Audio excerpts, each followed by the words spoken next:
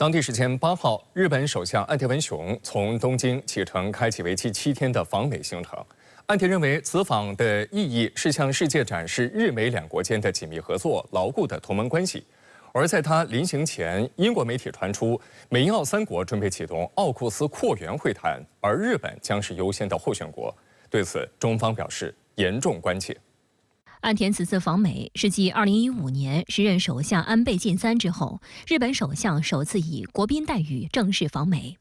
10号，他将与美国总统拜登会谈，并出席联合记者会及官方晚餐会。11号，岸田将在美国国会参众两院联席会议上发表演讲。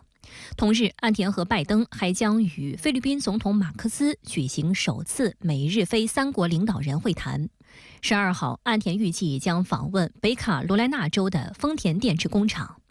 据日本共同社报道，美日领导人会谈中，双方将以两国所处的安保环境日益严峻为由，就有必要加强美日同盟达成一致，还将磋商统一指挥陆海空3个自卫队的统合作战司令部与驻日美军司令部的合作方式。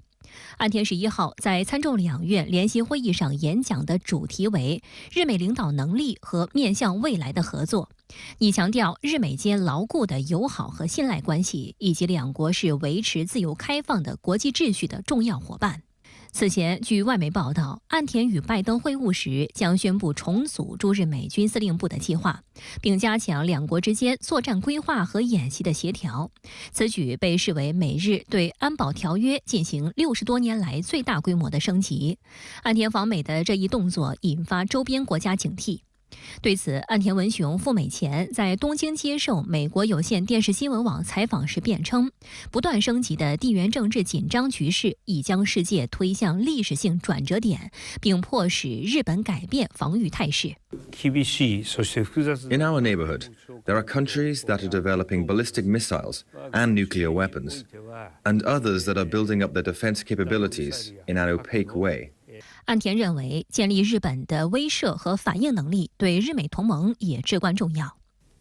Missile-related technology is evolving year by year. As missiles become more sophisticated, Japan must constantly consider what kind of technology is needed to protect the lives and livelihood of its citizens. 美日还将在领导人会谈中确认创设旨在共同开发防卫装备品的磋商平台。 防卫装备品的磋商机制属于事务级别，日方拟派出防卫、外务、经济产业各省官员参加。按计划，最快5月底举行外交和防务部门阁僚出席的日美安全保障磋商委员会2+2会议，开始对装备品的对象等进行具体磋商。 共同社认为，日美有意在防卫产业领域也加强安保合作，目的是抗衡中国。预计美日双方还将商定促进在人工智能及半导体、量子技术领域的合作。美国常务副国务卿坎贝尔3月下旬访日时曾透露，日美领导人会谈预计将磋商日本与美英澳3边安全伙伴关系奥库斯在机器人等尖端技术领域的合作。 奥库斯目前包括2个支柱项目，第一支柱是为澳洲提供弗吉尼亚级核动力攻击型潜艇，第二支柱是推动先进技术项目，加快人工智能、量子领域、先进网络、高超音速武器以及电子战等关键技术的协同发展，并将其投入军事应用。 美英澳3国防长将于当地时间8号宣布，他们将启动与奥库斯第2支柱扩员有关的会谈。报道称，作为美英澳在亚洲的重要盟友，日本被称为扩员的天然候选者，还可以为美英澳分摊军事技术开发成本。 日本方面也希望呢，通过与奥库斯的接触，来逐渐的取得对美国、英国以及澳大利亚所谓的对等的盟友地位，逐渐摆脱战败国的身份限制。因此，我们可以看到，目前呢，从美国、从日本这2方面来看，他们确实是各有所需。同时呢，美国目前呢，很显然也在极力打造所谓亚太版的小北约。 针对美英澳奥库斯有意扩员并纳入日本，中国外交部发言人毛宁8号回应表示，美英澳不顾地区国家和国际社会对于核扩散风险的普遍担忧，不断释放所谓3边安全伙伴关系扩员信号，诱拉部分国家入伙，加剧亚太军备竞赛，破坏地区和平稳定。中方对此表示严重关切。我们反对有关国家拼凑排他性小圈子，制造阵营对抗。日本尤其应当深刻汲取历史教训，在军事安全领域谨言慎行。马英九率台湾青年继续在北京的访问行程。8号上午，一行人前往中国人民抗日战争纪念馆卢沟桥参访，下午又来到北京故宫博物院，晚上还参观了奥林匹克公园内的冰丝带国家速滑馆和鸟巢。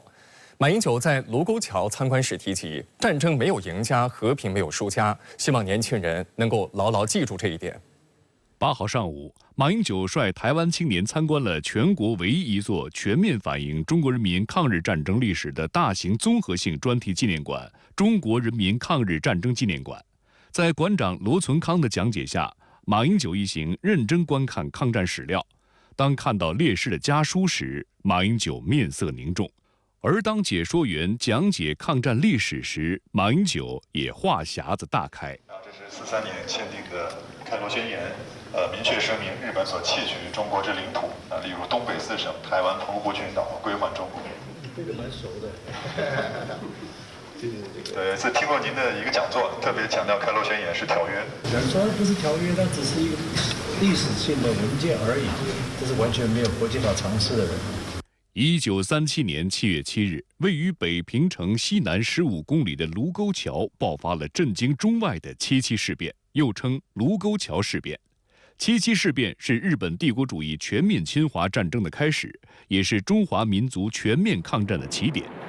77事变的亲历者郑福来现场向马英九一行讲述了当年抗战的血泪回忆。马英九全程紧握他的手，身后的台湾青年也面色严肃，不时点头。历史是最好的教科书，历史是最好的清醒剂。你们回去呀，告诉台湾同胞，是吧？那就是说，到回家来看看。现在的年轻人多半不知道，当年我国到底为2战胜利与世界和平做出多大的贡献。我一向认为，战争没有赢家，和平没有输家。实际上，马英九的2次大陆行，许多行程都与抗战历史息息相关。去年，马英九首次大陆行，从侵华日军南京大屠杀遇难同胞纪念馆、南岳忠烈祠到张自忠烈士陵园、重庆抗战遗址博物馆等，马英九带领台湾青年曾在多个纪念场所哀悼遇难同胞，追思牺牲英烈。外界当时还注意到，去年马英九一行来到另一个抗战的纪念场所——四行仓库抗战纪念馆。四行仓库保卫战发生于1937年10月26号到11月1号，它的结束标志着淞沪会战的结束。参加这场保卫战的中国士兵被称为800壮士。8号下午，马英九一行还来到北京故宫博物院参观。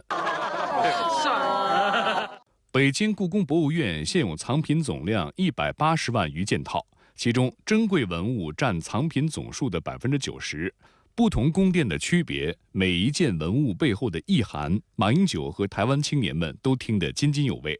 马英九提到，台湾的台北故宫文物来自大陆的北京故宫博物院，5000多年华夏文化的精华文物在昔日战乱中南迁，这是历史的遗绪。他特别提及自己过去推动两岸和解交流的过程中，就促成两岸故宫互访。台北故宫博物院与北京故宫博物院已进行过几次联展，例如《富春山居图》等特定展品的展出，都吸引大批台湾人观赏。他强调，文化交流是两岸之间共同的语言、情感的共鸣，是任何刻意为之的手段或意识形态所切不断的。